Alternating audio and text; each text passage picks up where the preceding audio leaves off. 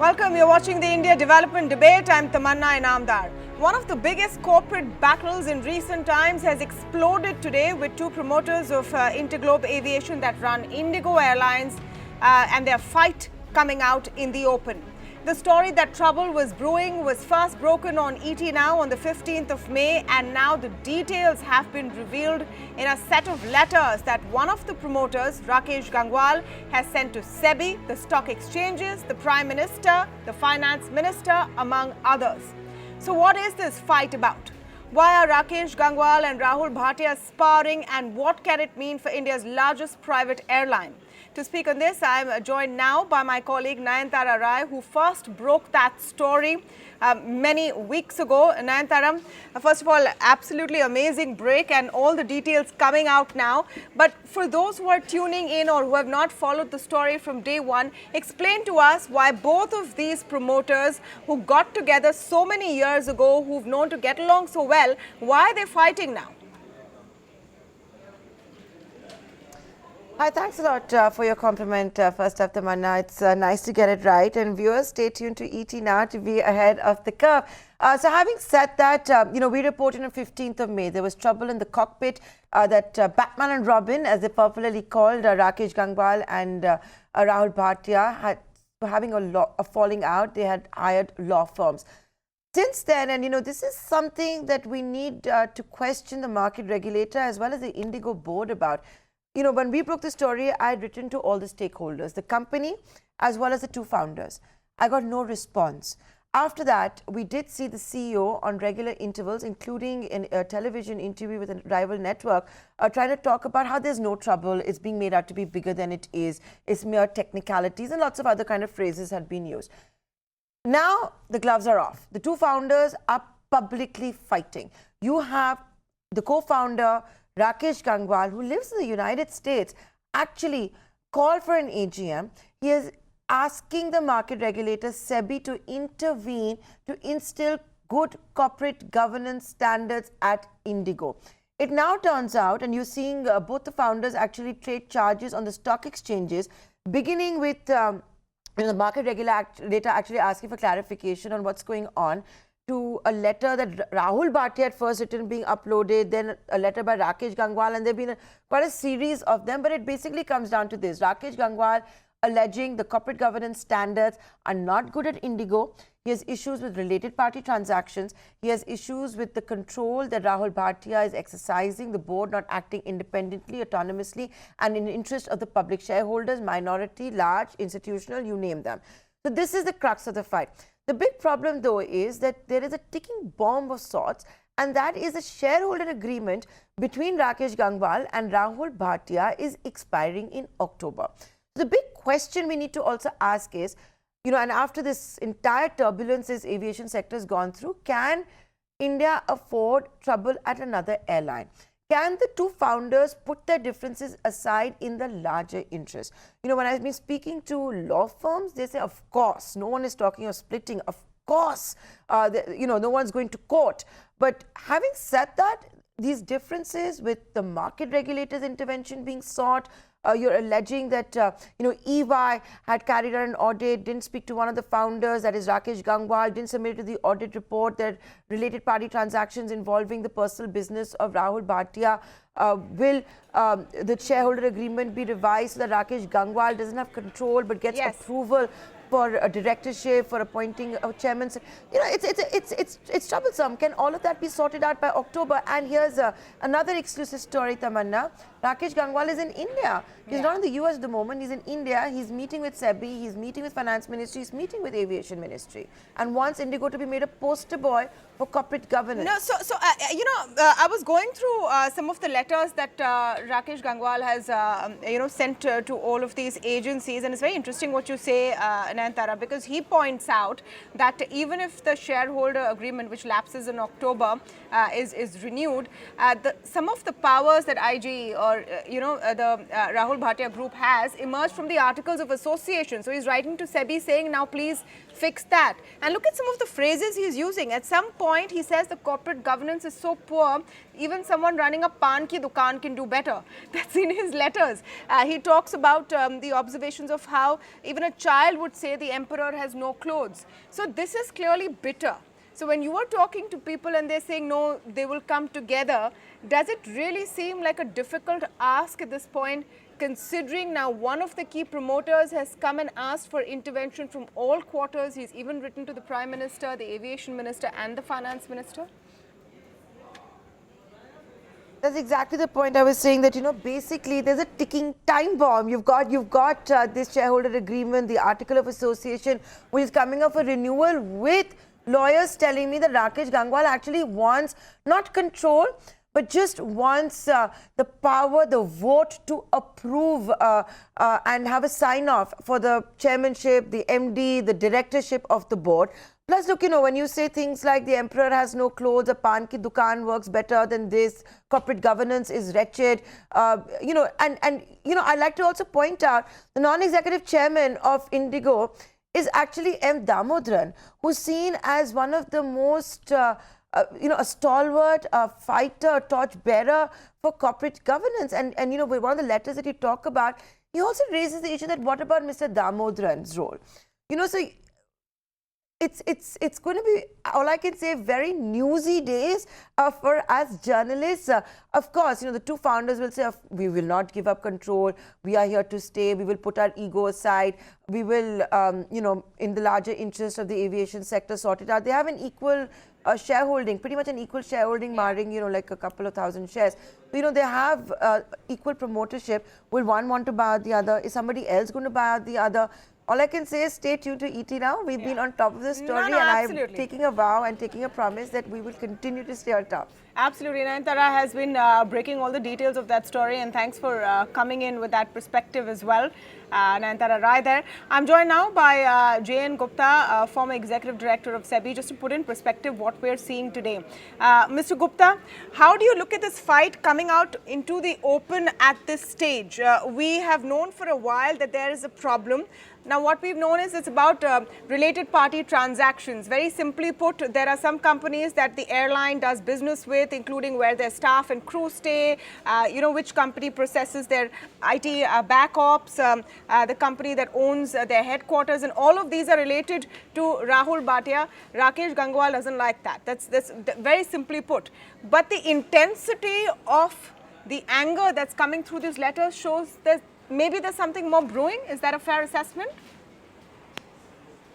See, one would not know what is the inside story and what is the intensity and what is the cause for anger or not. We will only be able to see what has come into the open, and we can talk on that. Having said that, and having seen bits and pieces of the letter, because the whole disclosure is 49 page long letter and EGM notice, so I have not had time to look at it in detail. But there are three issues that one needs to see. The first issue is very simply that shareholder agreement and all that power that has been given.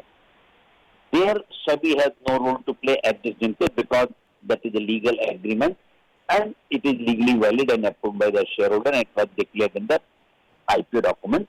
So if anybody is to be faulted for that, it is Mr. Gangwal to be faulted, because he believed that whatever he is ceding to Mr. Bhatia would be in the right earnest. So it is between two of them, and what is something wrong, it is again between them.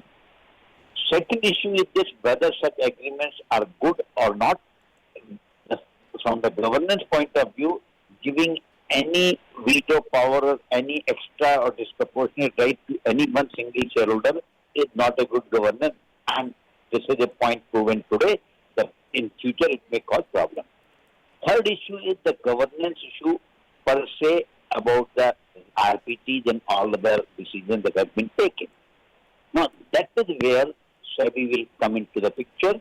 If, because SEBI has already asked company to respond, so if SEBI finds that there is some truth into the allegation and allegations are worthy of investigation, then SEBI will go one step further after the 19th due reply that would be received by SEBI. So at this juncture we would not know, but we would certainly feel, or rather I would say, that taking such a drastic step, where I would always call that when two promoters fight and they come out in open, it is opening a can of worms and some sort of a harakiri for both of them, because there is certainly going to be a value loss for the airline, and in a situation where most of the airlines are facing problems, it could be a positive opportunity for the competitors. Mr. Gupta,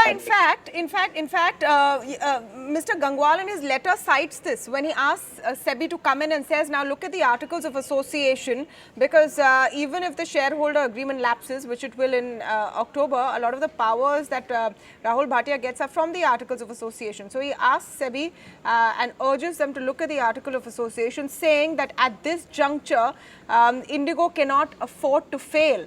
Looking at its place and impact in the aviation market at the juncture at which we are seeing the aviation industry. So he's exhorting him exactly on that point. Do you think his problems lie in this fact that even in October, when the shareholder agreement gets reviewed, it's not like Rahul Bhatia's powers are really going to get diluted beyond a point? He can still choose largely who runs this company. No, that is where I am saying the issue is very clear. SEBI is certainly not going to come into amendment to Article of Association or writing a new shareholder agreement, a new Article of Association. This is neither SEBI's domain, and not SEBI will get into this. Mr. Gangwal is 38% shareholder. He has every right to move a resolution and let him see what happens.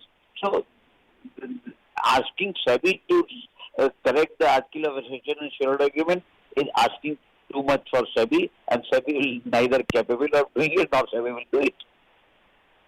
Absolutely. SEBI cannot solve your personal problems.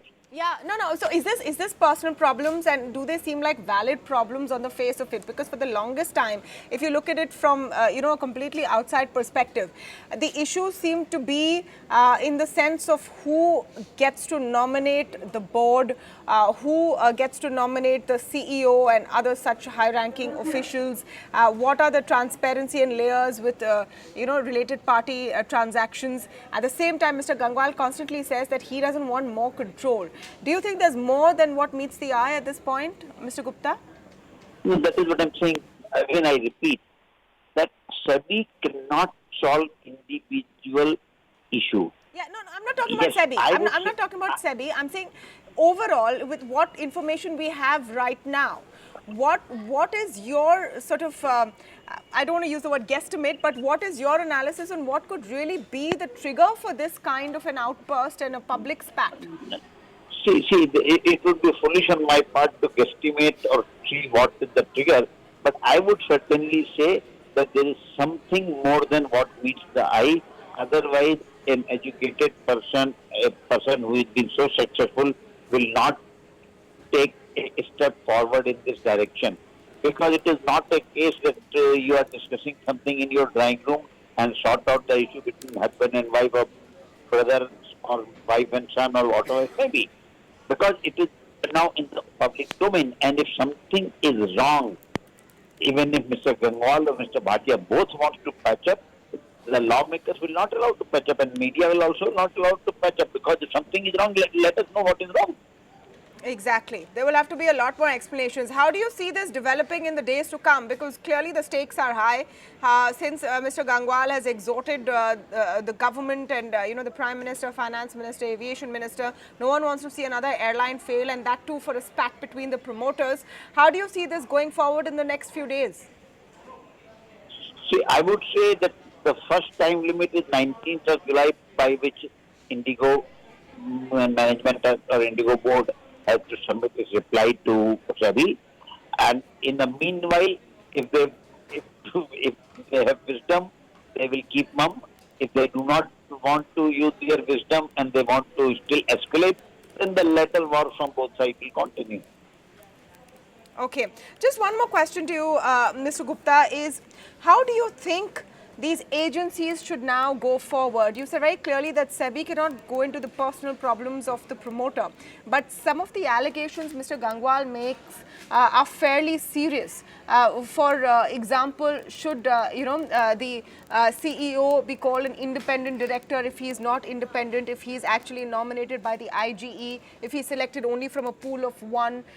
Such allegations, do you think there is a case for a close look at the corporate governance standards within the company?